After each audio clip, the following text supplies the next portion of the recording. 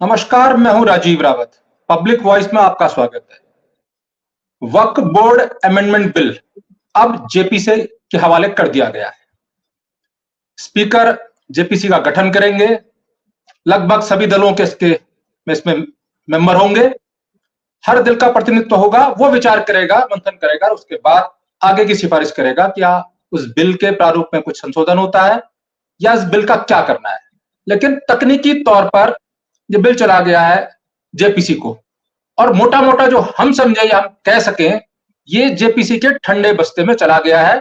एक तरह से फिलहाल ये मामला अब शांत हो गया है। आखिर इसकी जरूरत क्यों पड़ी, इस बिल को लाया क्यों गया, और सदन में जब आपको पास कराना था तो फिर ठंडे बस्ते में डालने की जरूरत क्यों आन पड़ी। मतलब यह है कि पास कराने के लिए आपके पास नंबर गेम के आंकड़े कम हो रहे थे। यही एक महत्वपूर्ण विषय हो सकता है जिस कारण आपने स्वयं, जब ओवैसी हैं, वो ये डिमांड कर रहे थे सांसद, विपक्ष के सांसद, कि भाई मत विभाजन कराइए। मत विभाजन का मतलब किसके पक्ष में कितनी वोट, आपकी सत्ता, और अगर आपके पास सत्ता है और आप बिल पास करा सकते हैं, आपके पास संख्या है, तो फिर आप पीछे क्यों हटे। सरकार की तरफ से प्रस्ताव गया कि भाई इसको जेपीसी को दे दिया जाए और स्पीकर ने मान लिया। भाई साहब, आपने सब कुछ देखा, क्या लगता है आपको, क्या माना जाए ऐसे? क्योंकि अब आज से पहले 10 साल आपने देखा था, किसी भी बिल को लाया जाता था, सदन में विरोध होता था, सांसदों का पक्ष आता था, नहीं आता था, एक एक घंटे में भी बिल पास हुए हैं, और 70% से अधिक बिल इस तरह से ही पास हुए हैं। यह अचानक जो नया रोल आया है राजनीतिक तौर पर, क्या इससे यह एहसास हो गया कि यह नरेंद्र मोदी या बीजेपी की सरकार नहीं है, यह सरकार बैसाखियों पे चलने वाली सरकार है, जो नायडू और नीतीश की बैसाखी पे चल रही है। हालांकि नीतीश के मंत्री ने समर्थन सदन में जरूर किया, लेकिन हो सकता है कि जो स्थिति नीतीश के सांसद, पूर्व सांसद, विधायक जो लगातार बयान दे रहे थे इसके खिलाफ, उसको देखते हुए नीतीश ने भी बटन दबा दिया हो और नायडू ने भी दबा दिया हो, और फिर कहो कि मैनेज करो। अगर ये बिल गिर जाता, वोट ऑफ अकाउंट हो जाता, इसमें बहुमत से ये बिल गिर जाता, तो सरकार कुछ देर के लिए संवैधानिक संकट उस पर आ जाता। विपक्ष ये कहता कि संख्या बल आपके पास है नहीं, आप सदन का विश्वास खो चुके हैं, इसलिए या तो रिजाइन करें या फिर बहुमत का परीक्षण पुनः कराएं। जी देखिए, जी सभी पत्रकारों ने, विश्लेषकों ने और सदन में भी सबने अपनी अपनी राय रखी है। इसे मेरी भी आप राय मान लें, मेरी राय थोड़ी सी अलग है। इस पर वो तमाम गुंजाइश नहीं बची है कि इस पर हम बहस करें कि असद साहब ने जो है जिस तरीके से कई चैनलों के ऊपर विस्तार से बता दिया कि ये 40 जो अमेंडमेंट है इसमें लागू किए जाने वाले, वो किस तरीके से इस प्रॉपर्टी को जो वक्फ की है उसमें आप दूसरी कम्युनिटी के लोगों को डाल देंगे, और इसको एक मजिस्ट्रेट जो है, वो मजिस्ट्रेट तो सीधी बात है सरकार के अंडर में काम करता है। अगर वो सरकार के खिलाफ जाके कोई काम नहीं कर सकता, वो अदालत नहीं है। मतलब देखिए, एक 3 चीजें हैं इसमें राजीव जी, जिसे मैं मानता हूं कि ये पूरे प्लान के साथ लाया तो गया था, वापस क्यों लिया गया, इस पे मेरी जो राय अलग है, मैं उस पे आता हूं। पहले मैं सिर्फ वो बात बता दूं कि सरल लफ्जों में, सभी लोगों ने बताया है, मगर मैं भी थोड़ा सा सरल लफ्जों में बता देता हूं। सवाल यह है कि कोई भी मजिस्ट्रेट यानी डीएम जो है, वो या मजिस्ट्रेट है, वो क्या करेगा आपका कि वो सरकार के अधीन ही, उसने ऑर्डर मानने हैं, सरकार के अधीन ही काम करना है। सवाल ये उठता है कि आपने किसी भी प्रॉपर्टी को डिस्प्यूटेड बना दिया तो वो डिस्प्यूटेड लैंड है, और उस लैंड के ऊपर जो है फैसला देना है डीएम ने सरकार की सुननी है। सरकार की सुननी ही है, क्योंकि कार्यधारी संस्था का जो विधायिका कानून बनाती है, क्योंकि उसे डीएम रहना है। हाँ, डीएम रहना ही है ना। डीएम को अधिकार भी नहीं है कि वो सीएम के ऑर्डर को टाल दे। क्या है क्या ऐसा राइट? टाल देगा तो डीएम पद से हट जाएगा। 1 घंटे बाद। ऑब्वियसली ना, डीएम को भी जो ऑर्डर आता है तो सीएम डायरेक्ट नहीं देता ना, उसका सेक्रेटरी देता है। सेक्रेटरी जो देता है, जिस विभाग का देता है, वो कानूनी प्रावधान बना के देता है। तो कुल मिला के कानूनी तौर पर डीएम को उसको डिनाई करने का अधिकार भी नहीं होता है। सवाल यह है कि आप उसको एक जज की पावर दे रहे हैं, एक डीएम को, जबकि इसी कानून के तहत ऑलरेडी जो मौजूदा जज होता है वो उसको नियुक्त किया जाता है, वो फैसले करता है ट्रिब्यूनल में भी। तो उसमें कुछ अलग तो है नहीं, जिस तरह सबके फैसले हो रहे, जिस तरह मंदिरों के फैसले होते हैं, जिस तरह गुरुद्वारों के फैसले होते हैं, जिस तरह तमाम सब चीजों के फैसले होते हैं, वैसे इसका भी हो रहा है। इसी को अलग लाने का वजह क्या है? पहले तो मैं आपको ये बता दूं कि ये वापस क्यों गया है। ये मैं इस बात से सहमत नहीं हूं कि नीतीश कुमार से या पीडीपी से मोदी सरकार डर गई है, बल्कि मेरा बिल्कुल स्पष्ट ओपिनियन है कि नीतीश कुमार 100% जो है मोदी के साथ कंधे से कंधा मिला के खड़ा है, और चंद्रबाबू नायडू उससे भी आगे कंधा मिला के खड़ा है, क्योंकि वो ये बात जानते हैं कि बिहार में नीतीश कुमार को जो मुस्लिम वोट्स मिलता है वो उनके जो पारिवारिक संबंध है उनका कोई मतलब कम्युनिटी से नहीं है। उनका मतलब नीतीश कुमार और उनके जो एमपी एमएलए होते हैं उनके साथ जो पर्सनल रिलेशन है उसको लेकर है, विचारधारा से कोई लेना देना नहीं है। उसका वोट कम नहीं होगा। टीडीपी ने जो अपने स्टेट में करना है वो अपने स्टेट में कर देगी, तो वहां के मुसलमानों को भी मैं अच्छे से जानता हूँ, उनका भी बहुत ज्यादा मतलब नहीं है कि वो टीडीपी के तुरंत खिलाफ हो जाएंगे। टीडीपी को पता है कि डैमेज होगा, मगर जब हम उनको 4% आरक्षण दे देंगे, इमामों की तनख्वाहें बना देंगे, ये सारी जो कब्रिस्तान की जमीन दे देंगे, तो उनको अपने काम से मतलब है, वो नहीं भागेंगे। तो वो सिर्फ जो है उनके मुस्लिम वोट सटक जाएंगे इस फैसले से। मैं इस बात को मतलब मैं सहमत नहीं है, लोगों ने कहा बहुत अच्छी बात है। मैं बताता हूँ इसकी वजह क्या है। राजीव जी, मैंने आरएसएस के लोगों से और बहुत सारे ऐसे लोगों से जो आरएसएस के लोगों के बहुत नजदीक रहते हैं, ऐसे पत्रकारों से 2017, 18, 19 तक लगातार ये बात सुनी थी कि अब वक्फ बोर्ड खत्म किया जाएगा और मुसलमानों की ये जो जमीनें हैं हम आरएसएस वाले इसको हड़प कर जाएंगे। और इस पूरे दिमाग लगा के इस कानून, ये बहुत पुराना एजेंडा है, अब जमीन हड़प करने का एजेंडा है, जो पत्रकारों के और आरएसएस के लोगों के बीच में ये बाकायदा चर्चा होता रहा। इसीलिए इसमें कहा गया संगठन में आप इसमें इसकी समिति में हिंदू को भी शामिल करेंगे, मजिस्ट्रेट जिसका वहीं पे फैसला कर देगा, एक आरएसएस वाला मुकदमा जाके डालेगा, उसके बाद मजिस्ट्रेट कह देगा चलो भाई चलो जमीन तुम्हारी हो गई। यानी मुसलमानों के मुकद्दर का फैसला कोर्ट नहीं करेगा इस देश में, सरकार का एक अधिकारी करेगा। तो मुसलमानों को यहाँ नहीं, बिल में प्रावधान है, बिल में प्रावधान है कि अब ये मामले कोर्ट में जा सकते हैं, ये प्रावधान भी है। अब तो कोर्ट में हियरिंग नहीं होती थी, अब सीएजी भी ऑडिट करेगा। सुनिए ना, नहीं ऑडिट पहले भी होता है, उसका माफ करना सारी दुनिया जानती है कि वक्फ समिति ऑडिट होता है, लेकिन कैग को ऑडिट करने का अधिकार है स्वतः। एक ऑडिट आप स्वयं कराते हैं संस्था अपनी, और अब कैग को अधिकार मिल गया है, मिल गया नहीं, मिल जाएगा यदि बिल पास होता है। नहीं, कैग को वो तो कैग को अधिकार ऑडिट का मिल जाएगा, सेक्रेटरी को अभी भी अधिकार है, वो हम स्वयं नहीं कराते हैं, बाकायदा उसका ऑडिट होता ही है। आपको पूरी आमदनी के खर्चों के तमाम हिसाब किताब वक्फ बोर्ड को देना होता है। वक्फ बोर्ड में सेक्रेटरी कौन नियुक्त करता है? गवर्नमेंट का सेक्रेटरी होता है जो उसमें नियुक्त होता है, जो उसमें रजिस्ट्रार होता है वो गवर्नमेंट नियुक्त करती है कि किसको नियुक्त कर रहा है, कोई इंडिपेंडेंट थोड़ी वक्फ बोर्ड काम करता है। कई पदनाम वहां सेक्रेटरी होगा, तुम राज्यों में सीईओ है, लेकिन अब जो सीईओ है वो गैर मुस्लिम भी हो सकता है इसमें, और सदस्य गैर मुस्लिम भी हो सकता है, ये प्रावधान है। अगर ये बात गुरुद्वारा बड़ी लोगों ने बहस कर ली है भाई, गुरुद्वारा प्रबंधक कमेटी का सीईओ किसी और को बनाने की आप जरा बात तो करके दिखाओ, सिर्फ बोल के तो दिखाओ, कानून तो बहुत दूर की बात है, चलिए बोल के दिखाइए, आपको पता चल जाएगा 2 घंटे में। आप जो है मतलब सवाल ये है कि क्रिश्चियनों की जो चर्च है, आप उनकी संपत्ति में उनका जो देख रेख का या उनके मुकद्दर के फैसले का काम किसी को करके दिखाइए, पूरे वर्ल्ड से कैसी प्रतिक्रिया आएगी आपको पता चल जाएगा। सवाल ये है, ये पता जो चल जाएगा। वाई जी मैं इसमें ऐड कर दे रहा हूँ, शंकराचार्य जी ने कहा है, उन्होंने वक्फ बोर्ड वाले बिल पे नहीं कहा, लेकिन जब इसका सवाल पूछा गया तो उन्होंने कहा कि हमारे मंदिरों से भी सरकार को अपना दखल छोड़ देना चाहिए, जो काम पंडित पुरोहितों का है, प्रबंधन का, सरकार वहां से उसको मंदिरों को भी छोड़ देना चाहिए। उन्होंने एक तरह से नसीहत दी कि धर्म के मामले में सरकार को छेड़खानी नहीं करनी चाहिए। सवाल ये है राजीव जी कि ये धर्म के मामले में छेड़खानी नहीं है, ये बेसिकली जो एक पुराना एजेंडा है जिसके तहत मतलब एक प्लान है जो अदृश्य है, जिसको सामने नहीं लाया जाता। मैं वही तो बता रहा हूं आपको। सवाल ये है कि देखिए, अब इसमें मैं आपको एक और बात बता देता हूं।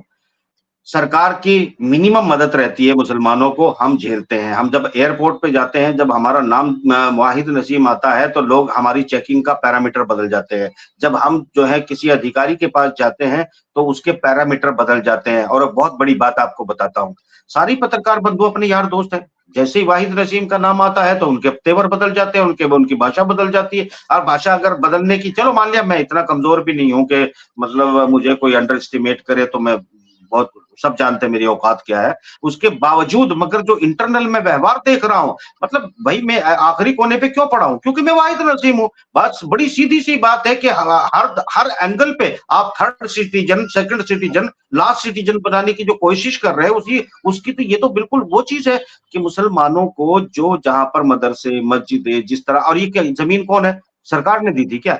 एक मुसलमान की जमीन है, उस जमीन को उसने दान किया है, और दान करने के बाद अपने लोगों के लिए दान किया है, अपने लोग इस्तेमाल कर रहे हैं। सरकार की कौन होती है? आप पुरोहित को दान करते हैं, आप पंडित जी को जो है जमीन दान करते हैं, आपके एक बहुत बड़े तो मध्य प्रदेश में बैठे हुए कहते हैं सब फ्लैट मुझे दान कर दो, ये सब दान कर दो, सब हजम है। मतलब ये उनके साथ आपकी कोई छेड़खानी नहीं है दान की। यहाँ हमें दान भी जो है सरकार से पूछ के करना पड़ेगा, अच्छा, उसका इस्तेमाल भी अच्छा, करना पड़ेगा। इस दान के पहलुओं को भी आपसे समझ लेंगे। जरा सा मुझे समय दीजिए। आपने जो कहा था कि आपको नहीं लगता कि नीतीश कुमार या चंद्रबाबू नायडू ने कोई पेच हिलाया है। अगर सब कुछ ठीक ठाक था, अगर आपके पास बहुमत था, तो आप टर्न डाउन क्यों हुए? सरकार ने क्यों प्रस्ताव दिया, सरकार के मंत्री किरण रिजिजू ने, कि भाई इसको जेपीसी क्रेडिट कर दी जाए? अगर आपके पास संख्या थी तो अपनी फजीयत क्यों कराई आपने सदन में? ऐसा कैसे माना जा सकता है कि आपके पास संख्या हो, आप जिस बिल को लाए वो पास होने वाला हो बहुमत से, और आप अपनी फजीयत कराएं जेपीसी में जाके? एक नैतिक हार आपकी सदन में हो गई। आपको सुनिए ना, आपको ये लगता है कि ये बिल जो है 24 घंटे में तैयार करके पेश कर दिया गया? क्या आपको ये लगता है 24 घंटे में? मैं 24 घंटे में नहीं कह रहा हूं। हाँ, मैं लंबे प्लानिंग है, ये मान गए ना। अब आगे आता हूं ना, मैं समझाता हूं क्या है। अब बात समझिए कि इसकी कहानी क्या है। चंद्रबाबू नायडू की बात नहीं है, मैंने वही बताना चाहा कि मुसलमानों की दुकानों पे, फैक्ट्रियों पे, कारोबारों पे, बड़े मेडिकल और बहुत संसाधन वक्त की जमीन पे खड़े हैं, जिन्हें अगले दिन से डिस्प्यूटेड करने का जो प्लान इन्होंने लंबे समय से 2017 से मैं आपको बता रहा हूं बनाया हुआ है। और उसके बाद डीएम फटाफट उनके मुकद्दर के फैसले करना शुरू कर देगा। तो जब आप सारे अधिकार छीन लेंगे और रोजगार पर भी जब अटैक करेंगे, क्योंकि रोजगार पर अटैक हुआ है बांग्लादेश में, रोजगार पर अटैक हुआ था श्रीलंका में, और जब आप मुंह का निवाला भी छीन लेंगे तो फिर लोग खामोश बैठे रहेंगे और भूख से तड़प तड़प के अपने घरों में मर जाएंगे। इतना आसान नहीं है राजीव जी। और भारत को जो थ्रेट है इस वक्त इंटरनेशनल, वो बताएं ना बताएं, अपने आप को विश्व गुरु बताएं या कोई सा और गुरु बताएं, आपको पता है आपको क्या थ्रेट है? अरे आपका प्रधानमंत्री रूस जाता है तो आपके देश में बैठा हुआ राज्यपाल, जो माफ करना राजदूत मात्र जो है, धमकाने के लिए जो है सरकार पे चढ़ जाता है, आप कैसे रूस चले गए, आप कैसे फला चले गए, आप फला आपने फैसले कैसे कर लिए हैं। सवाल ये है कि अंतरराष्ट्रीय थ्रेट होती हैं, और ऐसे माहौल में जब आप चीजों को इस चर्चा के बीच जो सरकार की फजीयत भी है, ठंडे बत्ते में गया, मैं ये कह रहा हूं जो सरकार की फजीयत भी है, आप नैरो एस्केप क्यों दे रहे हैं मोदी जी को इस समय जो फजीयत भी है, और जिससे यह बात खुल गई है कि अब मोदी युग समाप्त हो गया। मैं जो है बिल्कुल ऐसे धोखा देने की कोशिश नहीं कर रहा हूं। मैं कम से कम लोगों को झूठ नहीं बोलूंगा। कोई युग समाप्त अभी तक नहीं हुआ है। अगर युग समाप्त हुआ है तो वो भी अंतरराष्ट्रीय थ्रेट के तहत हुआ है। या तो हमारे काम करो, नहीं तो उड़ा दिए जाओगे, मतलब सत्ता से हटा दिए जाओगे। जो बैसाखी हमने दी है हटा ली जाएंगी। मैं ये कह रहा हूं कि नीतीश कुमार ने क्या विरोध किया, लल्लन सिंह ने तो समर्थन किया, तो मतलब लल्लन सिंह तो साथ थे। रही बात शिवसेना की, शिवसेना के जो मेंबर पार्लियामेंट थे वॉकआउट कर गए थे। अगर मत विभाजन होता तो वो तो वॉकआउट करके बैठ गए थे, वो तो इंडिया गठबंधन के लोग भी कम पड़ जाते। अगर मैं बात करूं टीडीपी की, तो टीडीपी ने कोई विरोध नहीं किया है। तो ये नाटंकी करने की जरूरत नहीं है, और इस बिल को सिर्फ सीएजी में तब तक के लिए डाला गया है। इतना आसान लग रहा है, आपको इतना सरल लग रहा है कि जो दिखा रहे हैं वो कि लल्लन सिंह ने तो कह दिया पक्ष में, और पीछे से आपने जो है जेपीसी को दे दिया। इतना आसान था, ये दिखाया गया है। पीछे से अगर कोई ना कोई हाथ नहीं खींचा जाता तो क्यों सरकार टर्न डाउन होती? जेपीसी का मतलब क्या है? नैतिक हार। मैं तो सीधा कह रहा हूँ, मैं सीधा कह रहा हूँ, बांग्लादेश के हालात देख के डर गया मोदी। इसलिए जो है खुली चर्चा हो रही है, बिल लाना था, खुले सुझाव किया रहे हैं, 2017 संशोधन प्रस्ताव आ रहे हैं, तो फिर जेपीसी की जरूरत कहाँ है? राजीव जी, ये सब पत्रकार जो पत्तलकार जो है ना, जो मुझे कॉर्नर करके बैठे हैं, ये किस तरह के झूठ बोलते हैं और क्या चाहिए इनको पता होता है। अब मैंने इनकी औकात मानना बंद कर दिया, इनसे मिलना भी बंद करूंगा। अरे सुनिएगा, अंतरराष्ट्रीय थ्रेट है, अरे औकात है तो पास करके दिखाना। तुम्हें पता है, तुम जानते हो क्या होगा इसका अंजाम। तुमने 2017 से इसके खिलाफ प्लान बनाया है। प्लान बनाने के बाद लोगों की रोजी छीननी है। रोजी छीनोगे तो लोग चुप बैठ जाएंगे, तुम दबाओगे जूते के नीचे, लोग दबते रहेंगे। अब वो दिन चले गए हैं बहुत। अब औकात में आने की बात करें, और हमें कोई मतलब नहीं टीडीपी से, नीतीश कुमार से।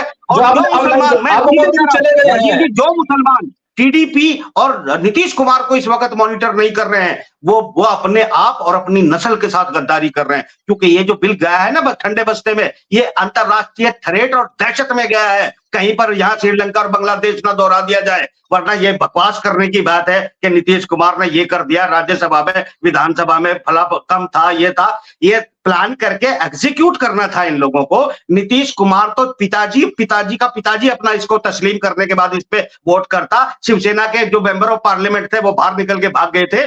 सवाल जब मुसलमानों का आता है तो कोई साथ नहीं होता। इंडिया गठबंधन कोई मुसलमानों के लिए नहीं है, माफ करना। वो सॉफ्ट हिंदुत्व, हार्ड हिंदुत्व अपनी अपनी सत्ता के लिए है, कोई नहीं है। ये बकवास है कोरी की कोरी। ये जो गणितें लिखाए जा रहे हैं ना, ये लोग भी, मैं क्या कहूं इन लोगों को, कि इन लोगों को अपनी संगठित होकर अपनी आवाजों पे ध्यान देना चाहिए। जो पर्दा डालने की और मैनिपुलेट करने की बातें जो चल रही है ना, मैं सीधी बात बता रहा हूं राजीव जी, जो हो रहा है ना दुनिया के अंदर, पाकिस्तान की हालत क्या हो रहा है। डोनाल्डो क्या भारत नहीं आया था क्या? आपको जो है दबाव के अंदर यूक्रेन जाना नहीं पड़ रहा है? जब आप जो है कितने फैसले अंतरराष्ट्रीय दबाव में ले रहे हैं। अगर ऐसे हालात में, जबकि आपको पता है कि आपकी अगर आगे पश्चिमी जगत की या अमेरिका के एजेंडे को बिल्कुल बस्ते में डाल दोगे तो वो क्या करवा सकते हैं बांग्लादेश में, वो दिखा चुके हैं। सवाल ये है कि आगे इस तरह की कोई सिचुएशन ना हो जाए, तो ऐसी कंट्रोवर्सी ना की जाए कि बहुत बड़ा डायवर्जन हो जाए। सवाल ये है कि 2017, 2019, ये 2025 वाले 24 के वाले चुनाव में जरूर ये मुद्दा नहीं उठा, पर 17-18 में उत्तर प्रदेश के घर घर में वक्फ बोर्ड का माल हजम करने की जो है प्लानिंग थी। अब मैं तो चश्मदीद गवाह हूं, बहुत सारे पत्रकार थे, वो मुसलमान नहीं थे जिन पत्रकारों ने ये बातें हमको बताई थी। बाकायदा उस प्लानिंग के बारे में हमको पता था, पर इसकी कोई चर्चा नहीं करेगा ना। तो यहाँ सवाल ये है कि टेक्निकली ये हो गया और अब एनडीए की सरकार है, मोदी सरकार नहीं है, सब कोरी बकवास है, इससे ज्यादा कुछ भी नहीं है। क्या लगता है आपको, अभी भी मोदी का वही वजूद है? और वजूद है तो फिर वो झुकेगा? मोदी जो वजूद 10 साल रहा है, वन मैन आर्मी। मोदी चुनाव हार चुका है, 240 सीटें लेके आया है। उसके बाद ना उसने विपक्ष को कोई बड़ा मंत्रालय दिया है, ना स्पीकर का पद दिया है, ना ही किसी बात की कोई सुनवाई हो रही है। जहां स्पेशल राज्य का दर्जे की मांग बड़ी स्पष्ट तौर पे उन्होंने सार्वजनिक तौर पे उठाई, उसके बाद उनको वो नहीं दिया गया है। उनकी औकात है सरकार बनने के बाद, बीजेपी का स्पीकर होने के बाद, अमित शाह और मोदी की गठजोड़ होने के बाद, ये जो है वो अब इस हालात में। अच्छा चलिए इसको आगे ले चलते हैं। जो ये नैतिक हार हुई है सदन में कल, उसके बाद क्या बीजेपी चुपचाप बैठी होगी? मुझे ये लगता है कि बीजेपी की जो स्थिति कल सदन में आई, उससे बचने के लिए दलों को तोड़ना, दलों का विलय भाजपा में कराना, संख्या बल बीजेपी का जो जिसे आप 200 बार कहते हैं ना, उस 40 को 50, 60, 70 तक ले जाना। अब इस लोटस ऑपरेशन पर प्रारंभिक बातचीत कल से होने लग गई होगी। क्योंकि ये फजीयत बार बार ना हो। एक बात बड़ी सीधी सी है राजीव जी, ये एजेंडा बहुत स्पष्ट था और इसका ये आरएसएस का एजेंडा था जो बहुत सालों पहले तैयार किया गया था। 2017 में तो 2019 के कमिटमेंट के तौर पर पेश किया जा रहा था। बिल बनाने में, तकनीक बनाने में बड़ा टाइम लगता है, सारे इन एंड आउट देख लिए। इत्तेफाक से जब ये बिल लाना था तो अंतरराष्ट्रीय हालात खराब हो चुके हैं, दुनिया थर्ड वर्ल्ड वॉर के मुहाने पर खड़ी है। ऐसे हालात में कोई नहीं चाहेगा कि उसका देश डिस्टेबलाइज हो जाए, इसलिए इसको ठंडे बस्ते में डाला है। राजनीतिक तौर पर तो मोदी की क्रेडिबिलिटी लगातार गिर रही है, इसमें मुसलमान कहीं शामिल नहीं है और इसमें जो शामिल है वो लोग शामिल हैं जिनको नौकरियां नहीं मिली है, जिनको मिलने की संभावना कम है, जिनकी फैक्ट्रियां बंद हो चुकी हैं, जिनको जीएसटी की मार पड़ रही है, जिनको हैवी टैक्सेशन और सरकारी मशीनरी का एक मतलब भारी दबाव झेलना पड़ रहा है। लोग धीरे धीरे उन्मुख हो रहे हैं। इसमें मुसलमान कहीं शामिल नहीं है, वक्फ बोर्ड कहीं शामिल नहीं है, इसमें जो है मुस्लिम कैंडिडेट कहीं शामिल नहीं है, वोटर भी शामिल नहीं है। ये निजी मतलब 80% के अपने अंदर की परेशानी है। अब कटोरा उनके हाथ में आने वाला है, उनको उनकी जो भूख है उसे भुलाने के लिए ये एक अच्छा मौका था इनके पास। दुर्भाग्य से अंतरराष्ट्रीय हालात बहुत खराब है। मैं बोल रहा हूं मोदी की औकात ही नहीं है हलने की, क्योंकि अभी आगे होने क्या जा रहा है अगर तुम चर्चा नहीं करोगे या ये तथाकथित पत्तलकार जो है इन तमाम बातों को जानते नहीं है तो मेरी जिम्मेदारी थोड़ी है। इन्होंने तो बहुत सारे पत्तलकार ऐसे हैं जिन्होंने बांग्लादेश के डिस्टेबलाइजेशन को जो है वो चाइना से जोड़ के रख दिया है। अरे एबीसीडी तुम्हें आती नहीं है, कोई राज्यसभा के ज्ञान देता है, बकवास करते हैं छिछोरे। माफ करना, मैं सीधे सीधे बोला करूंगा जो इनकी औकात है, साले चप्पल छाप। ठीक है, ठीक है। अब इस विषय पे जो वाहिद जी कर रहे हैं इस पे अलग से बातचीत करेंगे, लेकिन ये तकनीकी पहलू आपको समझना होगा।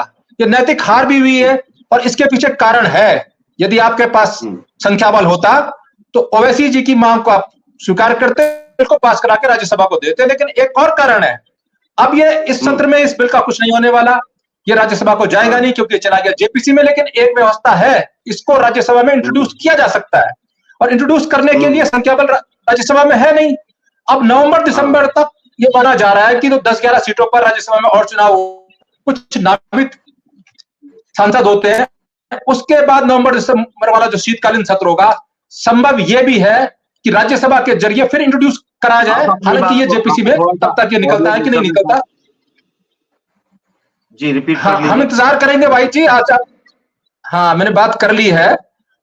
आज आपने बहुत महत्वपूर्ण बातें करी, उसके लिए बहुत शुक्रिया आपका। पुनः जिन एंगलों पर वाइज जी कर रहे हैं अलग से उन्हीं विषयों पे चर्चा करेंगे। पुनः आते हैं, थोड़ी देर बाद हाजिर होते हैं, लेकिन अभी के लिए दीजिए इजाजत। बात और जोड़ता चलो, आखिरी बात जोड़ता चलो जी। ओवैसी साहब ने मत विभाजन की जो बात कही थी वो एक बहुत बड़ा मुस्लिम ऑडियंस, मुस्लिम पॉपुलेशन और मुस्लिम वोटर्स के लिए एक कार्ड खेला था। वो जानते थे कि मत विभाजन से सरकार गिरने वाली नहीं है, मगर वो ये जानते थे कि जो भेड़ की खाल में तुम्हारे पास भेड़िया आते हैं ना, उनको बेनकाब किया जाए। उसका मत विभाजन का मकसद सिर्फ इतना था कि भेड़ की खाल में छुपे हुए भेड़ियों का बेसिकली उनका कपड़ा उतार के उन्हें बेनकाब किया जाए, बस इतना था। चलिए, वाहिद जी का आंकलन ही है, ये बिल गिर जाता यदि बहुमत ना होता, संख्या बल ना होता। और ऐसा है नहीं कि आपके पास पूरा संख्या बल हो और आप उसके बाद क्विट कर जाएं, जेपीसी गठित करवा दें।